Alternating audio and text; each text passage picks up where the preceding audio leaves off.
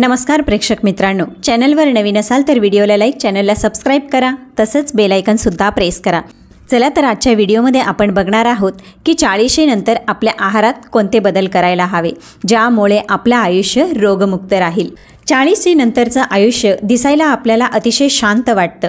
जबाबदाऱ्या आपल्यावरच्या हळूहळू कमी व्हायला लागतात। मुलं मोठी झालेली असतात। थोड्या प्रमाणात का होईना आपल्याजवळ पैसा आलेला असतो आणि आपण विचार करायला लागतो की आता थोडंसं स्वतःसाठी जगूया, आराम करूया आणि हवं ते खाऊया। पण खरंच म्हणायला गेलं तर हेच वय आपण ज्यावेळी सुटकेचा श्वास घेतो त्याचवेळी आपलं शरीर आपला साथ सोडायला लागतं। सांधे दुखायला लागतात, गुडघे दुखायला लागतात, त्याचबरोबर झोप कमी होते, गॅसेस, चक्कर, आम्लपित्त, सुस्ती, डोकेदुखी, वजन वाढतं, बीपी, शुगर सारखे आजार आपल्या मागे लागतात। आपण म्हणतो हे सगळं वाढत्या वयामुळे होतंय। खरं म्हणजे आपलं वय असं खूप काही वाढत नाही, पण आपली आहारशैली आणि जीवनशैली ही जुनीच राहते। कारण बदललेलं शरीर आणि जुन्या सवयी हे कॉम्बिनेशन हा आपल्यासाठी मोठा धोका ठरू शकतो। म्हणूनच आज आपण आपल्या व्हिडिओमध्ये 40 नंतर आपलं शरीर तरुण आणि ऊर्जावान तसंच रोगमुक्त राहण्यासाठी काही आहार आणि जीवनशैलीमध्ये कोणता बदल करणार आहोत तेच बघूया। चला तर व्हिडिओला सुरुवात करूया। आपल्या शरीरामध्ये 40 नंतर नेमकं काय बदलतं आणि या बदलांना सामोरं जाण्यासाठी आपल्या शरीराला रोगमुक्त ठेवण्यासाठी आपल्या आहारात नेमकं कोणत्या प्रकारचे बदल करणं गरजेचं आहे। चला तर आपण सविस्तर माहिती बघूया, त्यासाठी व्हिडिओ शेवटपर्यंत नक्की बघा। आपल्या शरीरामध्ये हे काही प्रकारचे बदल करणं हे गरजेचं आहे। अगोदर आपल्या शरीरात नेमकं असं काय घडतं की आपल्याला आपल्या आहारामध्ये बदल करावे लागतात, तर हे थोडक्यात आपण समजून घेऊया। पहिली गोष्ट म्हणजे आपल्या शरीरामध्ये मेटाबॉलिझम म्हणजेच चयापचयाची क्रिया ही हळूहळू कमी व्हायला लागते। म्हणजे आपलं शरीर कॅलरीज हे हळू जाळायला लागतं आणि याचा परिणाम म्हणून आपण जर जुन्या पद्धतीचाच आहार घेतला तर आपल्या शरीरामध्ये चरबी साठायला लागते। नंबर 2 गोष्ट म्हणजे स्नायूंचं प्रमाण कमी व्हायला लागतं। यालाच सारक्षय असे देखील म्हणतात। म्हणजे आपल्या शरीरामध्ये मसल्स लॉस व्हायला सुरुवात होते। यामुळे शक्ती, स्टॅमिना आणि पोश्चर बदलायला सुरुवात होते। 3 नंबरची गोष्ट म्हणजे आपल्या शरीरातील हाडांची घनता घटते, कारण शरीरामध्ये कॅल्शियम आणि व्हिटॅमिन D3चं शोषण कमी होतं आणि हे खास करून महिलांमध्ये मेनोपॉज पूर्व लक्षण सुरू होतात। आता 4 नंबरची गोष्ट म्हणजे हार्मोनल बदल होतात। पुरुषांमध्ये टेस्टोस्टेरॉन कमी व्हायला लागतं, महिलांमध्ये इस्ट्रोजन, प्रोजेस्टेरॉन याचं संतुलन बिघडायला सुरुवात होते। याचा परिणाम म्हणजे वजन वाढतं, मूड बदलतो, झोप, त्वचा आणि मेंदूवर याचा परिणाम होतो। 5वी गोष्ट म्हणजे आपली पचनशक्ती कमी होते, अग्नी मंदावते। आयुर्वेदानुसार आपलं वय वाढलं की आपला जठराग्नी हळूहळू मंद व्हायला लागतो। याचा परिणाम म्हणून अन्न पूर्वीसारखं पचत नाही। वैज्ञानिक दृष्टिकोनामधून आपल्या शरीरातील डायजेस्टिव्ह एन्झाईम्स कमी व्हायला लागतात। 6 नंबरची गोष्ट म्हणजे शुगरचं प्रमाण बदलतं, म्हणजेच कार्बोहायड्रेट्सला आपण 25व्या वर्षी व्यवस्थित पचवत होतो तेच आता 40व्या वर्षी चरबीमध्ये साठायला लागतं। नंबर 7वी गोष्ट म्हणजे आपल्या शरीरामध्ये सूज म्हणजेच इन्फ्लमेशन वाढायला सुरुवात होते। सायन्समध्ये याला क्रॉनिक इन्फ्लमेशन असं म्हणतात, तर आयुर्वेदमध्ये यालाच आमवृद्धी झालं असं म्हणतात। नंबर 8 आपली मानसिकता बदलते, शरीर थकायला लागतं, आपल्या मनाला आराम हवा असतो आणि आपल्या सवयी बदलायलाच तयार नसतात आणि यालाच मी म्हणते सायलेंट हेल्थ ट्रप। जर आपण औषधांवर नाही तर आपल्या आहारावर आणि योगावर अवलंबून जगू शकतो। 40 नंतरचा आहार हा पोट भरण्यापुरता नसून हाडं, मेंदू, हार्मोन्स, झोप, पचन आणि मानसिकतेसाठी असतो। म्हणूनच आपण बघणार आहोत की आपल्या आहारामध्ये आता कोणते बदल आपण करायला हवेत की जे बदलांच्या सहाय्याने आपण आपलं आयुष्य रोगमुक्त पद्धतीने, आरोग्यपूर्ण पद्धतीने जगू शकतो। मध्ये बदल करताना यातला सगळ्यात पहिला बदल म्हणजे आपल्या आहारामध्ये प्रथिनांचं म्हणजेच प्रोटीनचा पुरवठा वाढवणे। आता हा पुरवठा वाढवणे का बरं गरजेचा आहे? कारण 40 नंतर आपल्या स्नायूंची ताकद कमी होते, यालाच सार्कोपेनिया असं म्हणतात। त्यामुळे थकवा, वजन वाढ, हाडांची कमजोरी येते आणि याच काळात जर आपण प्रथिनांचा पुरवठा आपल्या शरीराला केला तर आपल्या स्नायूंची ताकद वाढण्यासाठी, मेटाबॉलिझम सुधारण्यासाठी तसेच आपलं वजन नियंत्रणात आणण्यासाठी आपल्याला प्रथिन खूप मदत करतात। आता ही प्रथिनं घेताना ही किती प्रमाणात घ्यायची? आपल्या शरीरासाठी तर प्रति किलो मागे 1 ग्रॅम अशा पद्धतीने प्रथिनांचे सेवन आपण आपल्या आहारामध्ये करावं। म्हणजे आपलं वजन जर का 70 किलो असेल तर 70 ग्रॅम प्रथिने गरजेचे आहेत। आयुर्वेद देखील ह्या काळामध्ये ब्लय आहार म्हणजेच प्रथिनांनी युक्त आहार सेवन करायला सांगतं। मग आता हा बदल कसा करावा?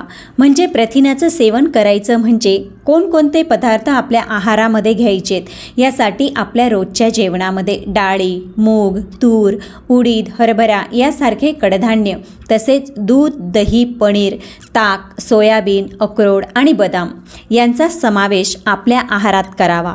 म्हणजे एका व्यक्तीच्या एका जेवणामध्ये 1 मूठभर इतके डाळीचे पदार्थ हवेत। तर यासाठी आपल्या जेवणामध्ये आपण मूगडाळ, पालक याची मिक्स केलेली खिचडी, पनीर भुर्जी, हरभऱ्याची उसळ याचा सुद्धा समावेश करू शकतो। आपल्या सकाळच्या नाश्त्यामध्ये मूगडाळचे धिरड करून बघू शकतो।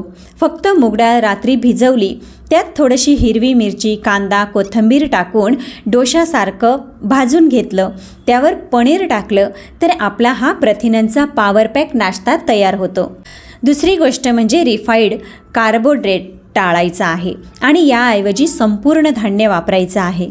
पांढरा पाव, साखर, मैदा हे पदार्थ इन्सुलिन रेजिस्टन्स आणि लठ्ठपणाचे कारण ठरतात। त्यामुळे 40 नंतर डायबिटिक आणि हृदयविकाराचा धोकाही वाढतो।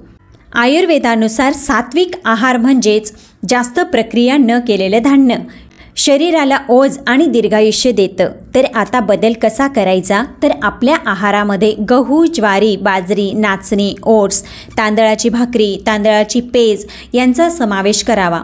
आठवड्याभरामध्ये देखील ही धान्य वापरताना याचं रोटेशन करून ही धान्य वापरावीत। पांढरी साखर खास करून टाळायची आहे, त्या जागेवर खजूर किंवा गुळाचा वापर करायचा आहे। नंबर 3 म्हणजे आहारामध्ये फायबर म्हणजेच तंतुमय पदार्थ वाढवायचे आहेत। ते बद्धकोष्ठता, वजन वाढ, कोलेस्ट्रॉल यावर फायबर हा उत्तम उपाय आहे। आयुर्वेदानुसार तंतुमय फळे, भाज्या हे लघु आहार मानले जातात, जे आपले पचन सुधारतात। तर आता हा बदल कसा करावा? तर हा बदल करताना आपल्या दररोजच्या आहारामध्ये 2 वाट्या भाज्या, 2 फळांचा समावेश करावा। तसेच वेगवेगळ्या प्रकारचे सॅलड जसं की गाजर, काकडी, टोमॅटोचं सलाड, मोड आलेल्या कडधान्यांची कोशिंबीर, उकडलेल्या भाज्या किंवा भाज्यांची वेगवेगळ्या प्रकारचे सूप, तर यांचा समावेश फायबरचा किंवा तंतुमय पदार्थांचा पुरवठा वाढण्यासाठी आपल्या आहारामध्ये करावा। आता उदाहरण घेतलं तर आपल्या रोजच्या जेवणामध्ये दुपारच्या भाताऐवजी ओट्सचा उपमा करून खावा। त्यासाठी आपण ओट्स भाजून त्यामध्ये कांदा, गाजर, मटार, ढोबळी मिरची टाकू शकतो। त्यात थोडं लिंबू पिळून त्याचं सेवन करायचं आहे। यामुळे फायबर जास्त प्रमाणात मिळतं आणि पोट बराच वेळ भरलेलं वाटतं, पचन सुधारतं, शुगर नियंत्रणात राहते, बद्धकोष्ठता टळते आणि शरीराला हलकेपणा येतो। आता पुढचा चौथा बदल म्हणजे आपल्या शरीरामध्ये चांगल्या चरबीचा म्हणजेच हेल्दी फॅटचा समावेश करणं गरजेचं आहे। आपल्या मेंदूचं आरोग्य, सांध्यांची हालचाल, हार्मोन्स यासाठी ओमेगा 3 फॅटी ॲसिड्स हे फॅट्स गरजेचे आहेत। आता हे मिळवण्यासाठी आपल्याला आहारामध्ये जवस, अक्रोड, बदाम याचं सेवन करायला हवं। जवसाचं सेवन आपल्याला डायरेक्टली करणं अवघड जात असेल तर जवस भाजून मिक्सरमध्ये वाटून एका बरणीमध्ये भरून ठेवल्यानंतर जेव्हा जेवण करायचं असेल तेव्हा भाजीवर टाकून किंवा दह्यामध्ये मिसळून सुद्धा ते आपण खाऊ शकतो। आता आयुर्वेदानुसार देखील या चांगल्या फॅटसाठी आपण आपल्या दररोजच्या जेवणामध्ये 1 चमचा गाईच्या तुपाचे सेवन करावं। हे आपल्या शरीराला स्निग्धता देतं आणि शरीराला सुदृढ ठेवण्यासाठी मदत करतं। आता आपल्या आहारामध्ये फॅट सेवन करताना तळलेले पदार्थ टाळणं गरजेचं आहे। आता 5वा बदल म्हणजे पाणी व द्रव पदार्थ योग्य प्रमाणात घेणे। कारण बऱ्याचदा आहार कोणता घ्यावा हे आपण व्यवस्थित पाळतो, परंतु हे सगळं करताना पाण्याचे प्रमाण पाळणं हे आपल्याकडनं चुकतं। तर पाण्याचे प्रमाण योग्य ठेवणं का गरजेचं आहे? कारण डिहायड्रेशनमुळे आपल्या शरीरामधील थकवा, बद्धकोष्ठता, आपल्या चेहऱ्यावरील सुरकुत्या वाढणं ह्या गोष्टी वाढत असतात। आयुर्वेदानुसार उष्णोदक सेवन केल्यामुळे आपलं पचन सुधारण्यासाठी मदत होते आणि शरीरामधील आम दूर होतो। तर आता हा बदल कसा करावा? तर आपल्या दैनंदिन जीवनात दररोज 2.5 ते 3 लिटर इतकं पाण्याचे सेवन आपण सहजतेने करावं। तर पाण्याचे प्रमाण मेंटेन ठेवताना आपण सकाळी उठल्यानंतर कोमट पाण्यामध्ये लिंबू पिळून याचं एकत्र सेवन करू शकतो। तसेच हर्बल टी किंवा तुळस आले याचा हर्बल चहा तयार करून तो देखील सेवन करू शकतो। म्हणजे असं वेगवेगळ्या प्रकारे आपण टप्प्याटप्प्याने दिवसभरात हे पाणी शरीरामध्ये मेंटेन ठेवण्यासाठी वेगवेगळ्या प्रकारे घेऊ शकतो। आता बदल नंबर 6, मीठ व प्रक्रियायुक्त पदार्थ कमी करावेत। जास्त मिठामुळे उच्च रक्तदाब, सूज, हृदयविकार वाढण्याची शक्यता असते। आयुर्वेदानुसार जर लवण म्हणजेच मिठाचे सेवन जास्त प्रमाणात केलं तर वृद्धत्व लवकर येतं। मग आता हा बदल कसा करावा? तर यासाठी पॅकेज फूड, लोणचे, पापड यांचं सेवन आपल्या आहारामध्ये कमी करायचं आहे। मिठाचं प्रमाण देखील दररोजच्या आहारामध्ये 1 टीस्पूनपेक्षा जास्त नको। 7 नंबरची गोष्ट म्हणजे आपल्या शरीरामधील व्हिटॅमिन D3, कॅल्शियम आणि व्हिटॅमिन B12 यांची कमतरता भरून काढणे। आपण सूर्यप्रकाशामध्ये जाणं हळूहळू कमी करायला लागतो। शाकाहारामधील मर्यादा तसेच हार्मोन्समधील काही बदल विशेषतः महिलांमध्ये यामुळे हे 3ही घटक कमी होतात। याचा परिणाम म्हणून थकवा, अंगदुखी, हाडे, स्नायू कमजोर होणं, हातपाय सुन्न होणं, आपली इम्युनिटी घटणं, मूड स्विंग होणं किंवा डिप्रेशन ही लक्षणं आपल्यात दिसू लागतात। हे 3 घटक आपल्या शरीरामधील हाडं आणि दातं मजबूत ठेवण्यासाठी, ऑस्टिओपोरोसिस टाळण्यासाठी तसेच आपल्या शरीरामध्ये पायाला गोळे येणं ही समस्या कमी करण्यासाठी अतिशय उपयुक्त ठरतात। मग हे आहारामधून मिळवण्यासाठी दूध, ताक, दही, तीळ, नाचणी, भोपळ्याचे बी, मोड आलेले कडधान्य, पनीर, तुम्ही नॉनव्हेज खात असाल तर अंडी याचा समावेश करू शकता। तर व्हिटॅमिन D3 मिळवण्यासाठी सकाळचा सूर्यप्रकाश 15 मिनिट आपल्या अंगावर घ्यावा। तर आपल्या शरीरामध्ये calcium, vitamin B12, vitamin D3 हे खूप कमी असतील तर डॉक्टरांच्या सल्ल्याने हे सप्लिमेंट स्वरूपामध्ये घेऊ शकता। तसेच दर 6 महिन्यांनी किंवा वर्षाने आपले ब्लड टेस्ट करणं गरजेचं आहे। म्हणजे आपल्या शरीरामधील कोणते घटक कमी जास्त झाले आहेत ते आपल्याला निदर्शनास येईल। त्यानुसार आपल्याला गरजेप्रमाणे आहारामध्ये बदल करून उपचार देखील घेता येतील। 8वा बदल म्हणजे आपल्या जीवनशैलीतील बदल। आहाराबरोबरच दररोज नियमितपणे 30 ते 45 मिनिटे चालणं, योगासन करणं, आपला तणाव कमी करण्यासाठी ध्यान, प्राणायाम करणं अतिशय गरजेचं आहे। प्राणायाम करावा, त्याप्रमाणे आपली झोपही 7 ते 8 तासांची व नियमित वेळेलाच असावी।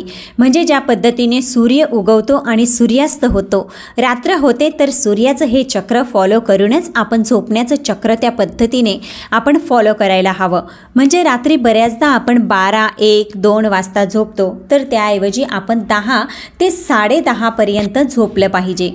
त्याचा आपल्या आरोग्यावर खूप चांगला परिणाम दिसून येतो। त्याचबरोबर आपल्याला धूम्रपान, अल्कोहोल किंवा तंबाखू यासारखं काही व्यसन असतील तर यांच्यापासून लांब राहण्याचा प्रयत्न करायला हवा। 8ही प्रकारचे हे आहारातले बदल लक्षात घेऊन आपण जर का आहाराचे प्लॅनिंग करायचं ठरवलं तर सकाळी उठल्यानंतर कोमट पाणी किंवा लिंबू प्यायचं आहे। नाश्ता हलका पण प्रथिनयुक्त घ्यावा। आपण मगाशी पाहिलं त्याप्रमाणे मुगाचं धिरडं ही रेसिपी सांगितली। दुपारचं जेवण हे पोषक आणि संतुलित असं घ्यावं आणि योग्य प्रमाणामध्ये घ्यावं। संध्याकाळी हलकं स्नॅक्स यांच्यामध्ये फळं किंवा सूप याचा समावेश करावा आणि रात्री हलकं आणि पचनाला सुलभ असं जेवण घ्यावं।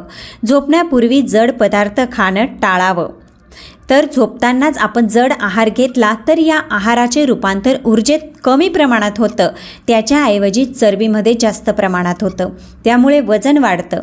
प्रेक्षक मित्रांनो, आपल्या वयाच्या 40 नंतर आपल्या शरीरामध्ये जे काही बदल होतात ते आपल्याला थांबवता येत नाही, पण त्यांना योग्य पद्धतीने हाताळून आपण नेहमी तरुण, ऊर्जावान आणि रोगमुक्त राहू शकतो।